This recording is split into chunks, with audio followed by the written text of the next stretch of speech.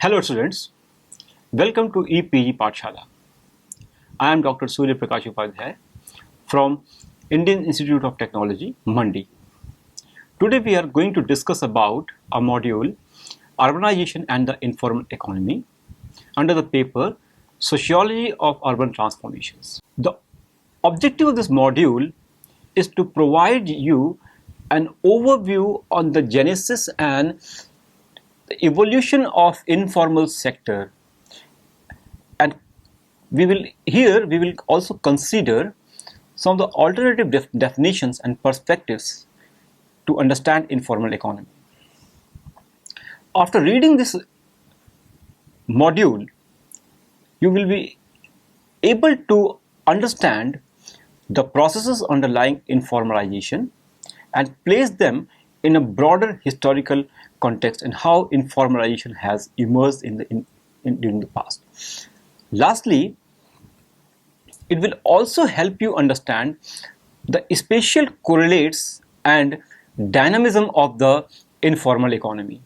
An unusual scene in any Indian city or in the South Asia also is the bewildering variety of higglers, vendors, hawkers, waste pickers and rickshaw pullers on city streets and bazaars, and that appears to be an immemorial feature of the urban landscapes. But till 1997, the policymakers had no term for this group of workers, and there was a little comprehension of their unique contributions and tribulations in the city.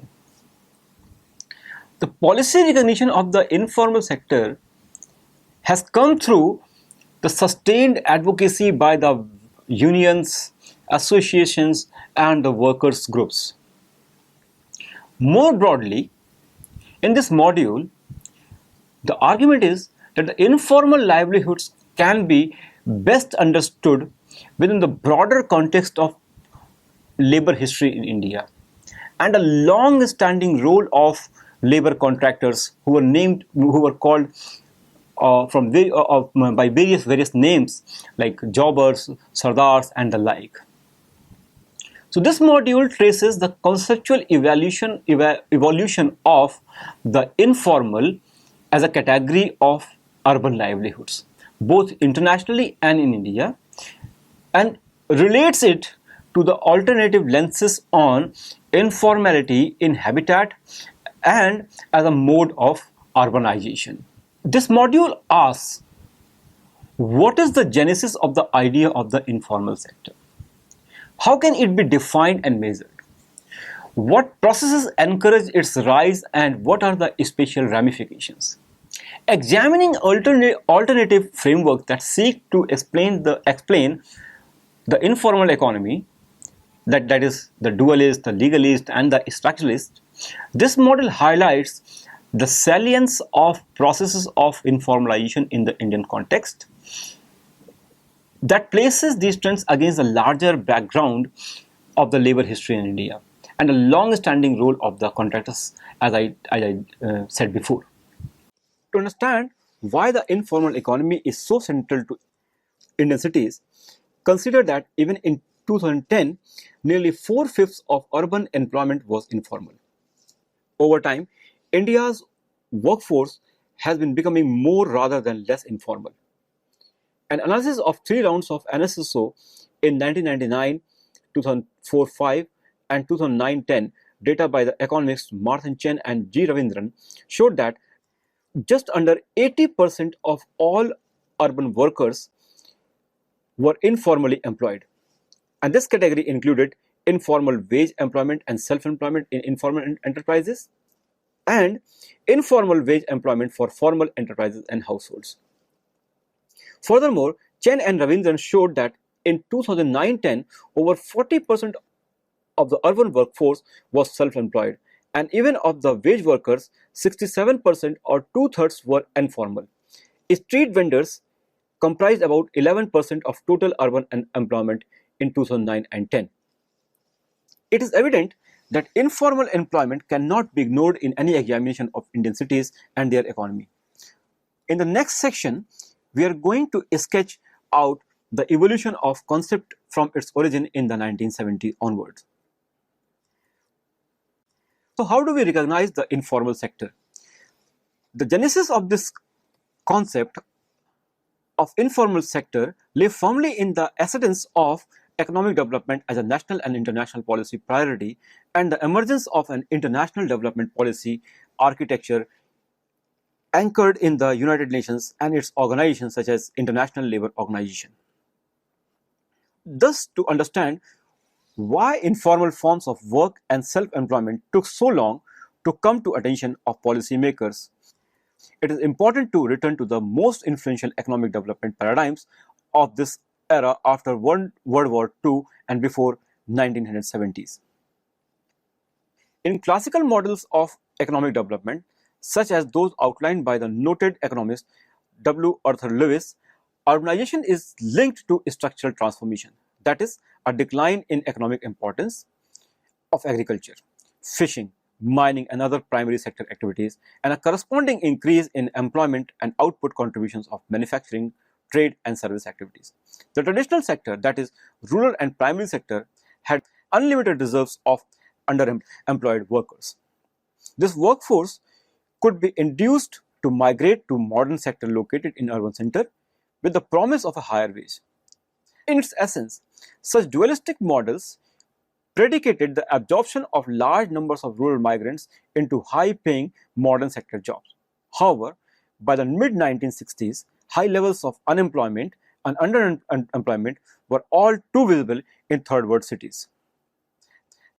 Contrary to the predictions of Lewis and others, analysis of employment data in developing countries showed that there were many fewer modern jobs than there were people wanting to fill them. Economists such as Hans Singer argued that dualism in labor markets, that is, structural differentials in wages across the modern and traditional sectors, and it showed characteristics of persistence with high levels of casual and intermittent employment as well as disguised or open unemployment. It was in response to these empirical anomalies that the ILO's World Employment Program came about. Of the many World Employment Program country missions, the 1972 Kenya country mission of the World Employment Program was the one to give recognition to the informal sector. The credit for coining the term informal, however, goes to the anthropologist Keith Hart, who offered an extensive analysis of informal income opportunities, both legitimate and illegitimate. However, while Hart largely equated informality with self-employment, the World Employment Program suggested a larger set of features to define informal sector activity. That was small-scale enterprise, self-employment, and family ownership, reliance on indigenous resources, labor-intensive activity, low capital requirements, low-intensive technology, low skills, ease of entry into activity, operations in unregulated competitive markets, among others. So how do we define the informal sector? Though this definition captures many aspects of the observed realities, but as Setu Raman pointed out, the informal sector universe remains vague because of multiple criteria. Because each criterion can be used to define a universe of its own. Consequently, one is not certain about the universe to which the term refers to. This ambiguity has also affected attempts to estimate the size and extent of the informal sector. Other broader conceptualizations of informal sector also exist in the literature. For instance, in discussing the contrasting roles of the informal sector in East Asian Latin American development, Gariffi and Chang offer three independent characterizations of the informal sector. These include 1. Social marginality, that is, labor dislocation and concentration in service sector activities defines the economic nature of informality. 2. Lack of state regulation, that is, the genesis of the informal sector lies in the strategies adopted by employers to avoid state regulation of the labor process. And third, small firms, that is, Both social marginality and absence of state regulation are conditions that more often prevail in smaller establishments. Nonetheless, as Chen notes, both Hart and the Kenya mission saw the informal sector as less a problem in itself and more a solution to issues of employment and productivity. Over the years, the perspective has shifted quite dramatically.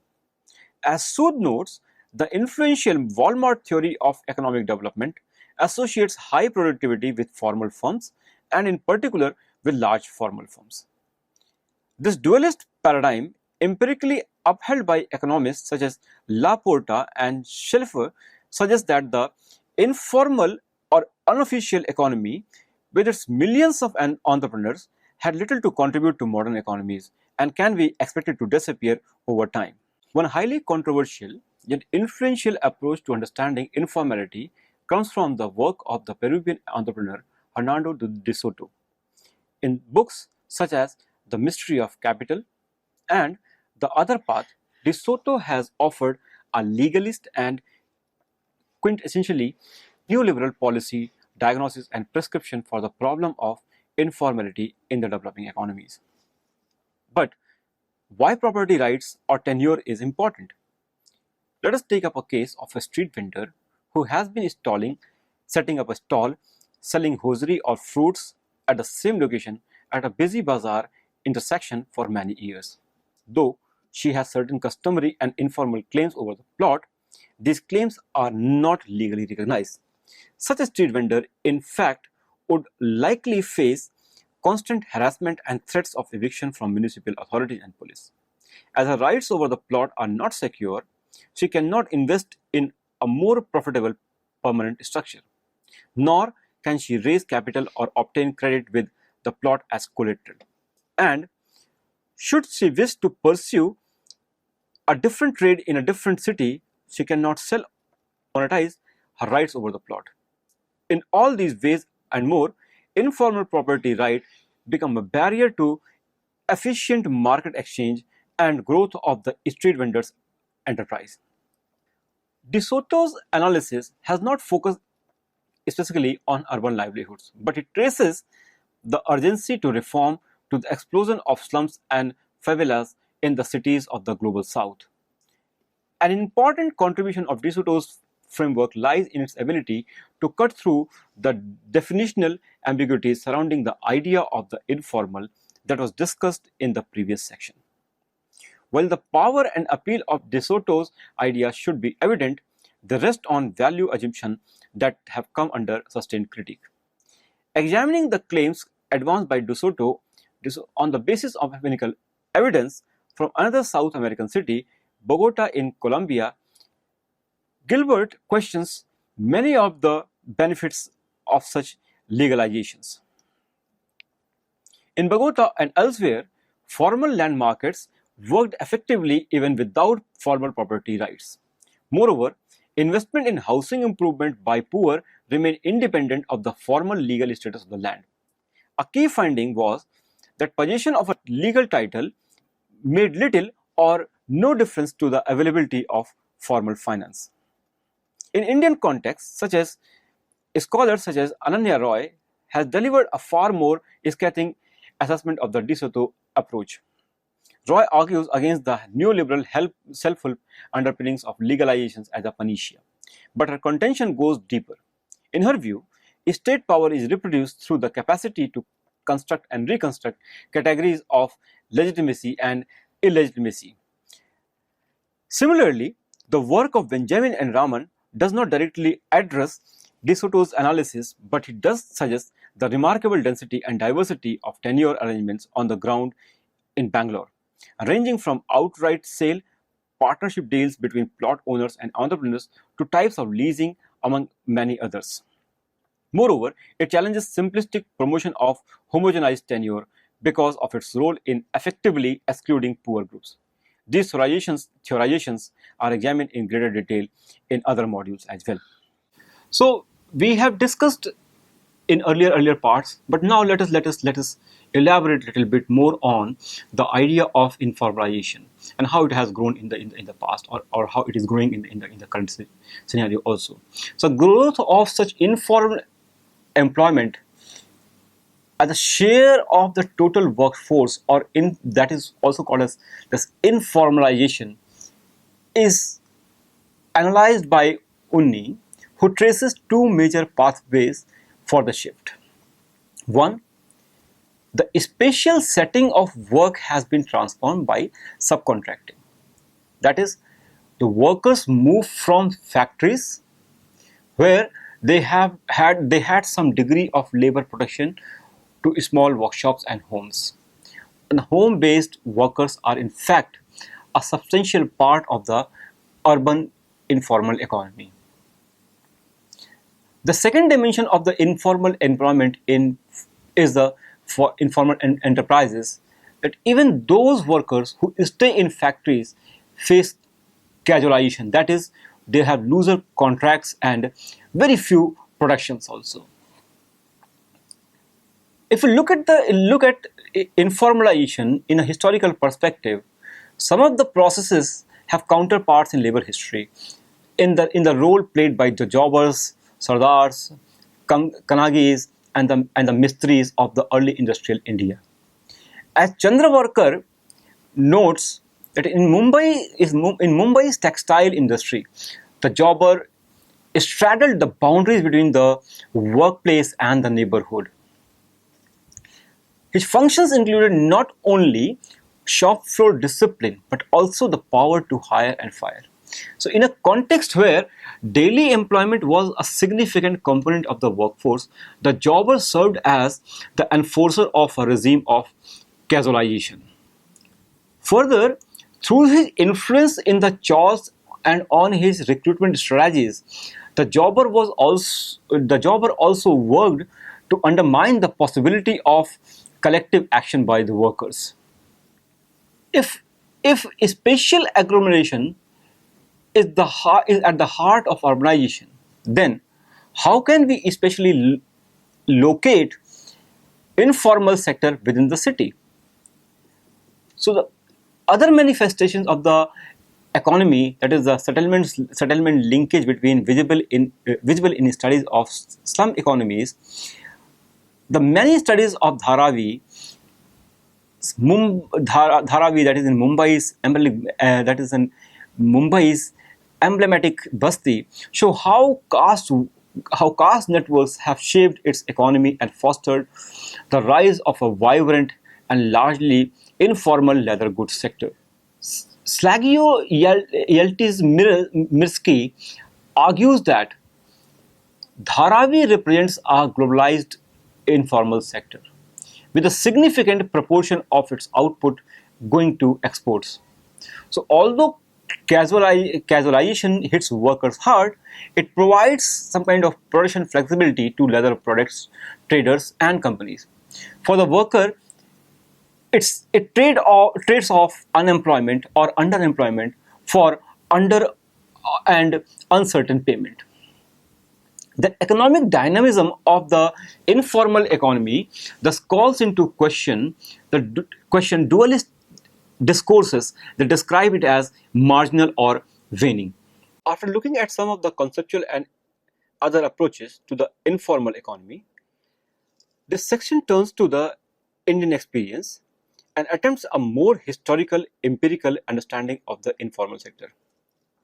In India, the informal sector has been known by several names, but a commonly used term has been the unrecognized sector. In 2004, the central government set up the National Commission for Enterprises in Unorganized Sector, with a broad mandate to recognize and support workers in the unorganized sector.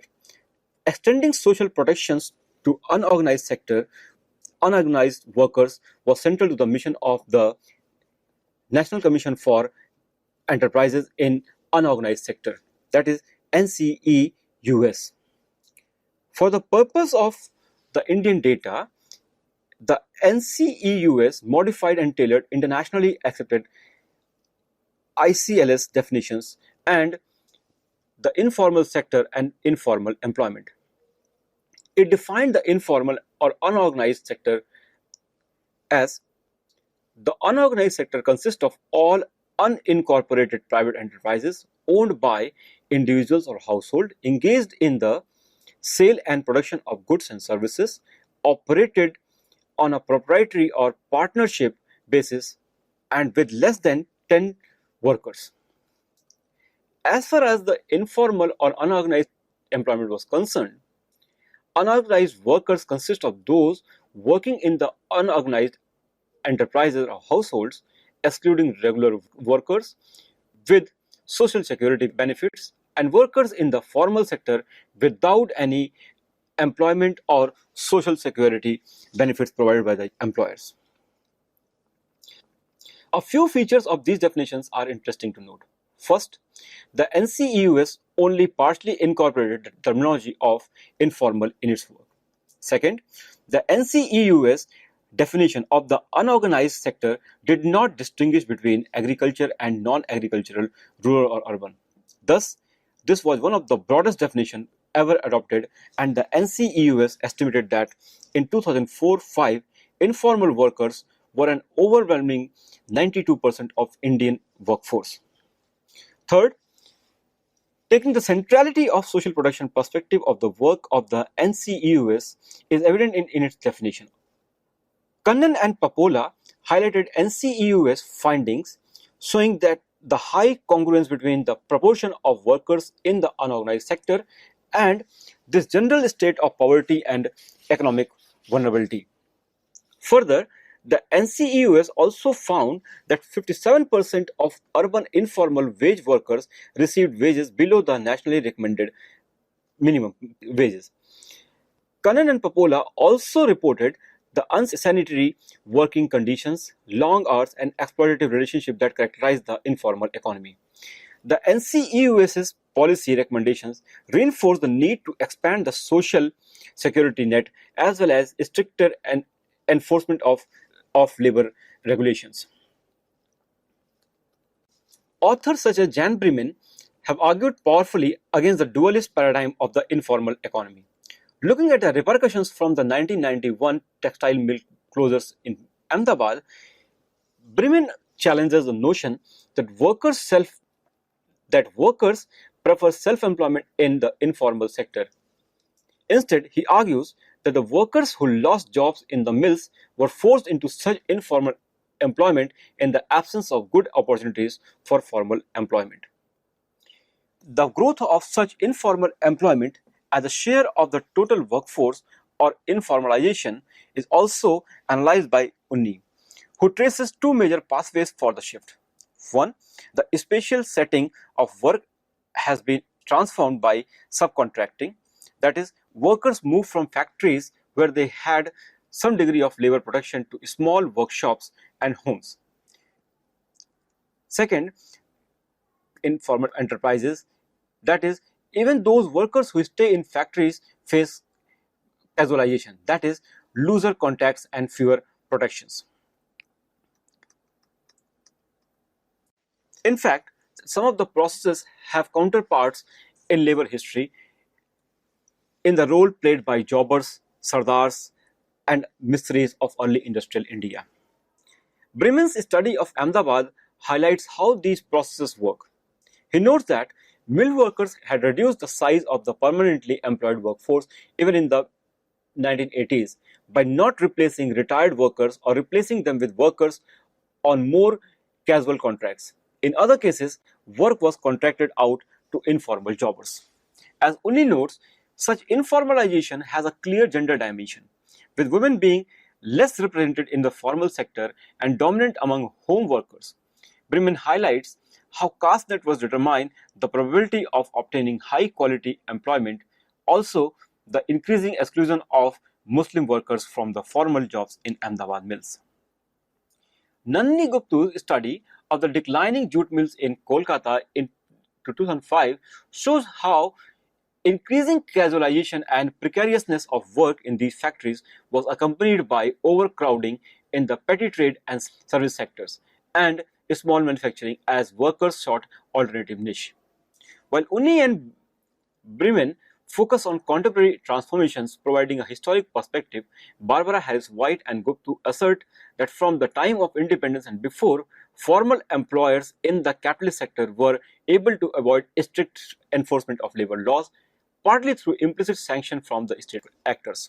Thus, a focus on the processes that foster the rise of the informal sector through the structuralist lens of informalization demonstrate the questions of political economy. That is, the relative power of capital and labor in shaping outcomes for workers. Here, the informal economy emerges as a side effect of decisions made by the large capital. As Rajchandra Worker notes in Mumbai's textile industry, the jobbers straddled the boundaries between workplace and neighborhood. His functions included not only shop floor discipline but also the power to hire and fire. In a context where daily employment was a significant component of the workforce, the jobber served as the enforcer of a regime of casualization. Further, through his influence in the chawls and his recruitment strategies, the jobbers also worked to undermine possibilities of collective action by workers. Thus, the looming presence of labor intermediaries in Indian industry has helped undercut labor protections and foster casualization, much like the contemporary migrants contractors as discussed in module 2.2. So far we have discussed the informal sector in a framework largely divorced from its spatial context. If spatial agglomeration is at the heart of urbanization, how can we spatially locate the formal sector within the city? Indeed, informal economies, livelihoods and labor markets are deeply interconnected with questions of informal shelter and habitat as discussed in other modules. Bremen's account from Ahmedabad reveals how processes of informalization have shaped the spatial contours of the city over the last 4 decades. The central part of the city, which housed the mills, are increasingly dilapidated and abandoned as the locus of economic activity in the city shifts elsewhere. This process consolidates the social segregation of Muslim communities. The economic transformation of the city has thus shifted its spatial axis.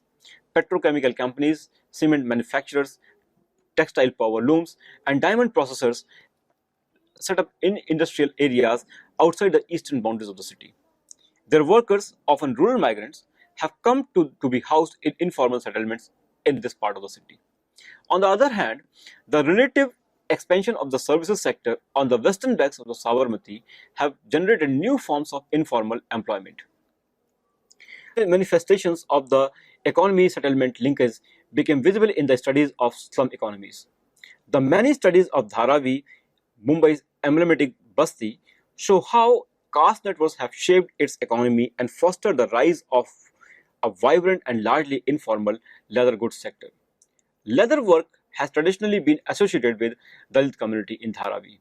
The Tamil Adi Dravidas were the first to set up tanneries.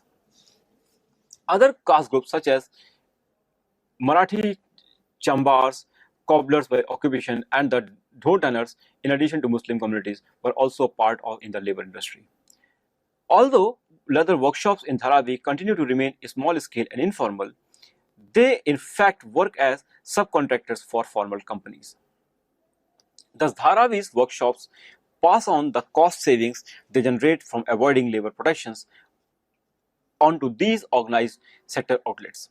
Interestingly, even these contracts also remain informal and verbal with legal backings. This also reduces the bargaining power of leather artisans because if prices fall, other workers may be willing to work at lower prices. Although casualization hits workers hard, it provides production flexibility to leather products, traders and companies. For the worker, it trades off unemployment or underemployment for under or uncertain payment.